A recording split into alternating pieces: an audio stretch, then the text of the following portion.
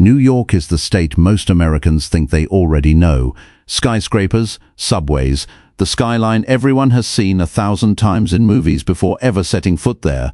But underneath that familiar surface, and scattered across the much larger, much wilder rest of the state beyond Manhattan, sits a version of New York almost no one has actually seen, a document vault carved into a mountain of limestone that stores the Magna Carta, a tunnel where hundreds of homeless New Yorkers built an entire underground society that lasted more than a decade, and a 100-mile aqueduct so large that engineers still call it the longest tunnel of any kind ever built anywhere on Earth. This video counts down 9 real underground places in New York, all of them documented in state historical records, engineering reports, or ongoing government infrastructure projects. Several are actively dangerous.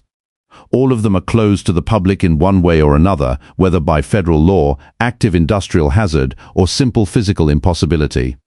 Stay with me to the end, because the final place on this list is currently the site of one of the largest infrastructure repair projects in the history of New York City, a leak so large it has been quietly draining tens of millions of gallons of drinking water into the ground every single day for more than 3 decades. And the fix still isn't finished. Let's begin. Beneath the city of Niagara Falls, New York, a network of massive concrete tunnels carries water diverted from the Niagara River more than 2 miles downstream to the Robert Moses Niagara Power Plant, one of the largest hydroelectric facilities in the eastern United States. The tunnels are enormous by any standard, wide enough to drive a small truck through, built specifically to reroute a portion of the Niagara River's flow around the falls themselves and into massive underground turbines that generate electricity for millions of homes and businesses across New York State and parts of Canada. The project, completed in 1961 under the direction of New York's powerful public works figure Robert Moses, required years of tunneling through solid rock beneath the city, an engineering undertaking significant enough that it remains one of the largest hydroelectric developments ever built in North America. The diversion tunnels operate around the clock, and the volume of water moving through them at any given moment is difficult to overstate. A substantial share of the entire Niagara River's flow redirected underground, invisible to the millions of tourists standing at the falls above who have no idea that a river's worth of water is rushing beneath their feet toward a power station they'll likely never see. Access to the tunnels themselves is restricted entirely to New York Power Authority personnel, for reasons that require little explanation. The tunnels are actively flooded with fast-moving water under significant pressure, feeding turbines that generate enough electricity to power a substantial portion of western New York. What tourists see at Niagara Falls is the spectacle. What actually keeps the lights on for millions of people happens completely out of sight, underground, in tunnels that no unauthorized person has ever been permitted to enter. Deep in the Adirondack wilderness of northern New York, the ghost settlement of Tahawas sits at the site of what was once one of the most significant iron and titanium mining operations in the northeastern United States. Iron ore was first discovered here in the 1820s, and by the mid-19th century a substantial mining community had grown around the operation, complete with a blast furnace, worker housing, and all the infrastructure of a functioning industrial town, built in one of the most remote and difficult-to-reach corners of the entire state. The original mining operation struggled with the region's brutal isolation and eventually closed, but Tahawas found new life in the 20th century when the same deposits were found to contain significant titanium reserves, a mineral that became critically important during the Second World War for aircraft and military equipment production. The National Lead Company reopened the site as the McIntyre Mine, and for several decades it operated as a major titanium mining operation, its underground workings extending deep into the Adirondack bedrock before the mine finally closed for good in 1989 as the ore became less economical to extract. What remains today is one of the more remote industrial ghost towns in the eastern United States. Abandoned mining infrastructure, a rusting blast furnace still standing from the original 19th century operation, and underground workings that have been sealed and left unmaintained for decades. The site sits inside the Adirondack Park, one of the largest protected wilderness areas in the country, meaning that unlike many abandoned industrial sites closer to population centers, Tahawas has been left to the forest almost entirely undisturbed, its underground mine workings closed not by a fence or a guard, but by sheer remoteness and the passage of time. Before we continue, it's worth asking a question that connects nearly everything on this list. Why does a single state, one already famous for one of the largest cities on Earth, also contain this much dangerous, restricted and hidden underground infrastructure spread across its more rural regions?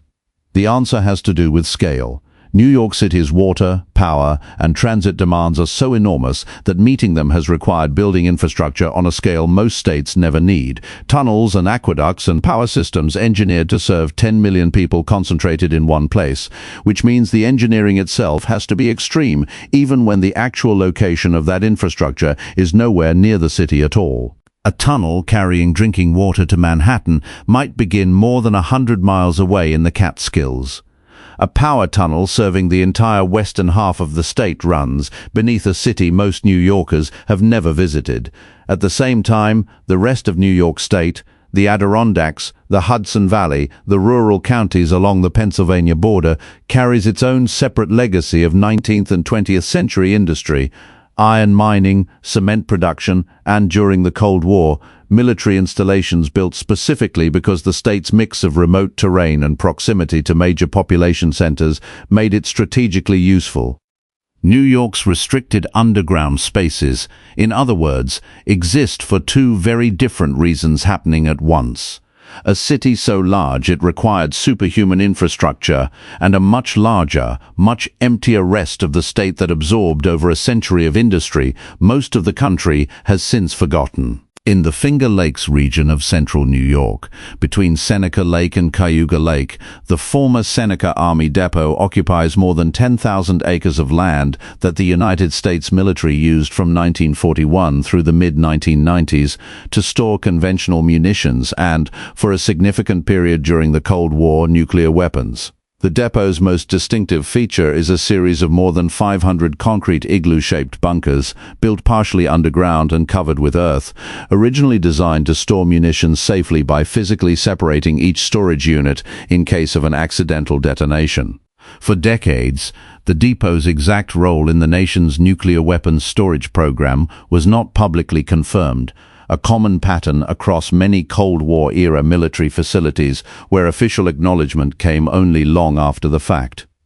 What is well documented today is that the site's isolation and heavy security perimeter, largely undisturbed by human activity for decades, allowed an unusual population to flourish inside the depot's fences. A herd of white deer, a genetic variant of the local white-tailed deer population that, protected from hunting by the base's restricted access, grew to become one of the largest concentrations of white deer anywhere in the world. The depot was closed and largely decommissioned in the 1990s, and much of the property has since been redeveloped for civilian and conservation purposes, including efforts to protect the white deer herd that had inadvertently thrived behind the fence line for half a century. But significant portions of the underground bunker network remain sealed and restricted, some due to ongoing environmental remediation from decades of munitions storage, a legacy of Cold War military infrastructure that turned an ordinary stretch of Finger Lakes farmland into one of the strangest wildlife sanctuaries in the entire country. If you're finding these hidden corners of New York as interesting as we are, we'd really appreciate it if you hit that like button and consider subscribing. It helps us keep making videos like this one. Now, let's keep going. Beneath Riverside Park on Manhattan's Upper West Side, an active Amtrak rail tunnel known as the Freedom Tunnel runs for roughly 2.5 miles, carrying passenger trains between Pennsylvania Station and points north along the Hudson River. The tunnel was originally built by the New York Central Railroad in the 1930s, part of Robert Moses's broader plan to bury the West Side rail line and build parkland on top of it. But for more than a decade, in the 1970s and 1980s, the tunnel sat almost entirely unused, its tracks dormant while the parkland above continued its ordinary daily life, with almost no one aware of what was directly beneath it. During that period of dormancy, the tunnel became home to an extraordinary underground community. Homeless New Yorkers, driven from the streets above by the city's crime and housing crises of the era, moved into the tunnel and built what amounted to a functioning, self-organized settlement, complete with electricity tapped from nearby lines, established living spaces built from scavenged materials, and, according to the researchers and journalists who documented the community, its own informal rules against violence and theft. The population, which peaked at an estimated 100 or more residents, became known as the Mole People, a name that spread through several books, a 2000 documentary called Dark Days, and years of national media coverage. Amtrak reactivated the tunnel for train service in 1991, and the residents were evicted over the following years as the railroad reclaimed the space for its original purpose. The tunnel earned its enduring nickname from graffiti artist Chris "Freedom" Pape, who painted extensive murals on its walls during the years it sat empty, some of which remain visible today beneath newer layers of paint. The tunnel remains an active rail corridor, its entrances fenced and patrolled by Amtrak police, technically off-limits to anyone without authorization, a piece of New York City history that spent more than a decade as an entire hidden neighborhood functioning silently beneath a park that millions of New Yorkers walk through every year. Completed in 1842, the old Croton Aqueduct was, for its era, one of the most significant engineering achievements in American history. A 41-mile tunnel that carried fresh water by gravity alone from the Croton River in Westchester County all the way to Manhattan, ending New York City's chronic dependence on wells and cisterns that had repeatedly failed to prevent disease outbreaks and devastating fires in the growing city. The aqueduct's completion was celebrated with a massive public celebration, and its construction is credited with fundamentally enabling New York City's growth into the metropolis it eventually became. The tunnel itself was an engineering marvel for its time, built almost entirely underground and designed with an extremely precise, gentle downward slope over its entire 41-mile length, allowing water to flow the whole distance using nothing but gravity. As New York City's population and water demands grew far beyond what the Croton system alone could supply, the city built newer, larger aqueducts, including the Delaware Aqueduct decades later, and the original Croton Aqueduct was gradually taken out of active water supply service through the 20th century. Today, a significant portion of the aqueduct's route has been preserved as the Old Croton Aqueduct State Historic Park, a walking and biking trail that follows the path of the buried tunnel for more than 26 miles through Westchester County. But the tunnel itself, the actual underground passage that once carried the city's water, remains closed and inaccessible beneath the trail that runs above it, a nearly 2-century-old feat of engineering that most of the hikers and cyclists walking directly over it have no reason to think about at all. In the town of Rosendale in New York's Hudson Valley, more than a dozen abandoned cement mines carved out of dolomite limestone during the 19th century sit largely forgotten beneath the surrounding hills, remnants of an industry that, at its peak between 1825 and 1900, supplied roughly half of the entire country's natural cement used in the construction of the Brooklyn Bridge, the base of the Statue of Liberty, and the lower portion of the Washington Monument. When Portland cement eventually made the Rosendale product obsolete, the mines closed one by one, the last surviving operation shutting down in 1970.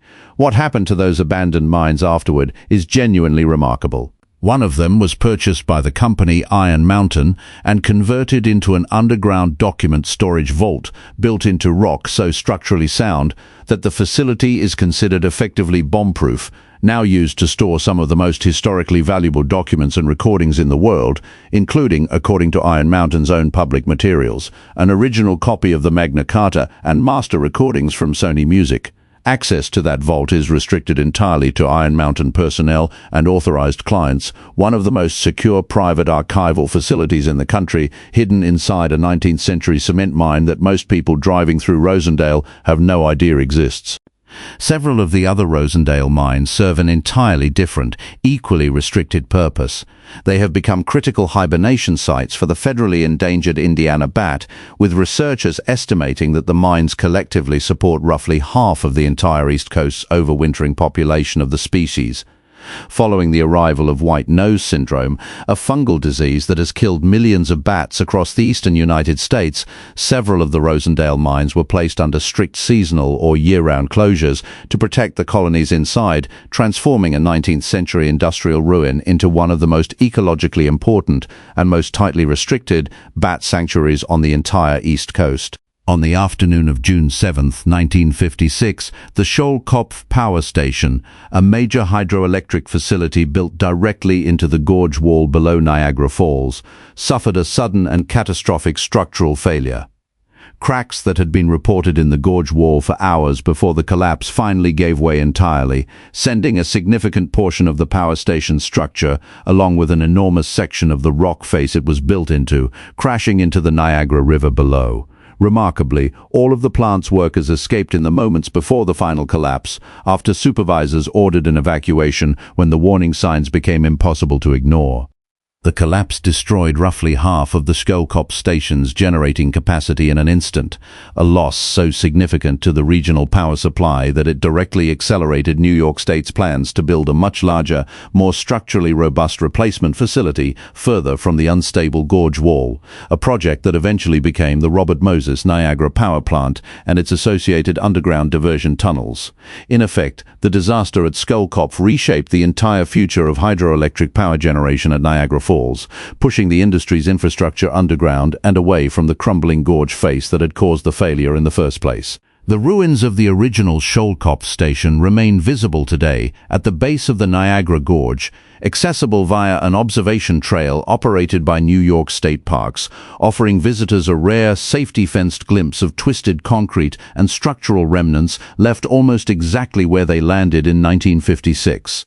The underground and structural portions of the original facility that were not destroyed in the collapse remain closed and unstable, a physical reminder of how quickly a piece of critical infrastructure built directly into an eroding gorge wall can fail without warning. The Delaware Aqueduct is, by any engineering measure, one of the most extraordinary pieces of infrastructure in the world. Stretching roughly 85 miles from the Rondout Reservoir in the Catskill Mountains of Ulster County to reservoirs serving New York City, it is recognized as the longest continuous tunnel of any kind ever constructed anywhere on Earth, longer than any transportation tunnel, any other water tunnel, any mining tunnel in human history. Completed in 1944, it typically carries roughly half of all the drinking water consumed by New York City's more than 8 million residents on any given day, an engineering achievement so significant that the city has spent decades protecting and maintaining it as one of its single most critical pieces of infrastructure.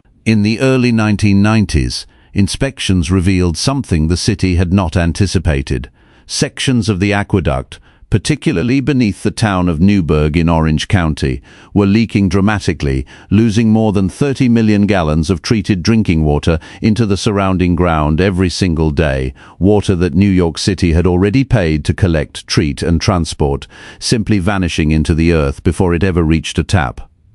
The scale of the loss was staggering enough that fixing it became, according to city officials, the largest and most expensive infrastructure repair project in the entire history of New York City's water supply system. The solution required building an entirely new bypass tunnel, excavated more than 600 feet beneath the Hudson River itself, the first tunnel constructed under the Hudson since the Lincoln Tunnel's South Tube was completed in 1957.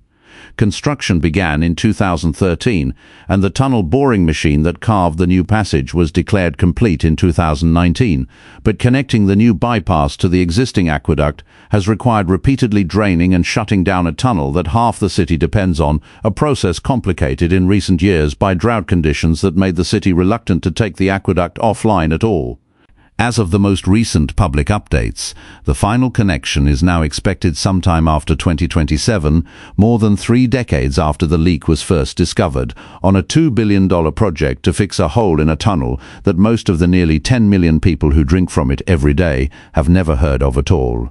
If you've made it this far, thank you for sticking with us through the full story of New York's hidden and dangerous underground places. If you found these stories as fascinating as we did, please consider subscribing. We cover more of America's hidden and restricted history every week, and we'd love to have you along for the next one.